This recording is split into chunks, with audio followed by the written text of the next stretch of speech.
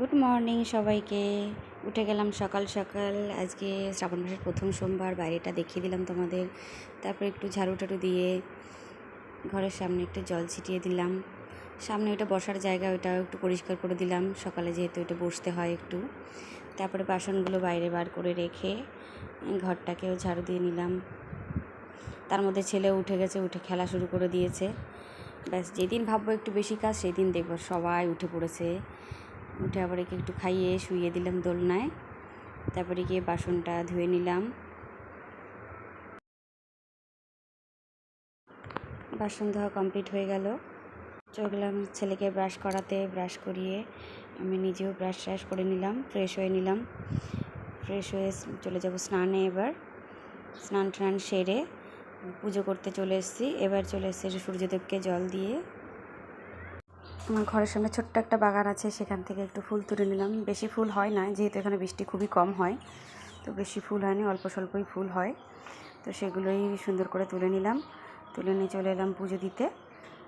পুজো টুজো সেরে পুজো সারা হয়ে গেল। তারপর এখানে আমার শাশুড়ি মায়ের একটা ফটো রাখা আছে, সেখানে একটু ধূপ ধুনো দিয়ে দিলাম। দিয়ে চলে যাব এবার টিফিনে প্রিপারেশনে। সেই ভাবতে না ভাবতেই উঠে পড়েছে আবার ছোটোজন। উঠে তোকে একটু দোল দিতে লাগলাম। তারপরে আসলাম ইডলি বানাতে। সোমবারে যেহেতু ইডলি রেসিপি থাকে স্কুলে, তো দেখো ফার্মেন্টেড হয়ে গেছে। সুন্দর করে ইডলিটা বানিয়ে নেব। সুন্দর করে ইডলি মোল্ডে তেল ব্রাশ করে নিয়ে ইডলিটা বানিয়ে ফেললাম। তার ফাঁকে হবে আর বড়জনকে আবার ব্রেকফাস্ট করাতে হবে। ইডলিটা হয়ে গেছে, তার মধ্যেও খেতে খেতে ওকে আবার একটা ব্রেডও দিয়ে দিলাম পিনাট বাটার দিয়ে। বেশ পছন্দ করেই খাবে মনে হচ্ছে। ইডলিটা ডিমোল্ড করে নিলাম ঠান্ডা হয়ে যাওয়ার পর। আমার ছেলে তেমন চাটনি খেতে খুব একটা ভালোবাসে না, চাটনি তবুও দিই। তো আমি একটু ঘরে এইভাবে দিয়ে দিই, একটু সর্ষে কারি পাতা ফোড়ন দিয়ে একটা মশলা দিয়ে একটুখানি করে দিই, মানে গান পাউডার ঘরে বানিয়ে রেখেছি, সেটা দিয়ে একটু করে দিই। তারপর টিফিনটাও রেডি করে ফেললাম। টিফিনে ছিল নাশপাতি আর ছিল ইডলি, একটু চাটনি। ফাইনালি ওকেও রেডি করে দিলাম, ব্যাগপত্র সব রেডি করে দিলাম। বেশ খানিকটা সময় ছিল, বললাম একটু সাইকেল চালালে চালিয়ে নে, তো সাইকেল চালাতে শুরু করলো উনি। অটো আসার আগে একটু সাইকেলটাকে চালিয়ে নিল। সাইকেলটা চালাতে খুব ভালোবাসে, নিয়ে অটোও চলে আসলো। তারপর আমি চলে এলাম ঘরে। এবার এসে আমার নিজের কাজে মন দিলাম। আমি একটু ধ্যান করে নিলাম মিরাকল অফ মাইন্ডের মাধ্যমে। তারপরে ছোটোজনকে ঘুম থেকে উঠে পড়েছে, তুলে একটু ফ্রেশ ট্রেশ করে নিয়ে ড্রেস ফ্রেস পরিয়ে দিলাম।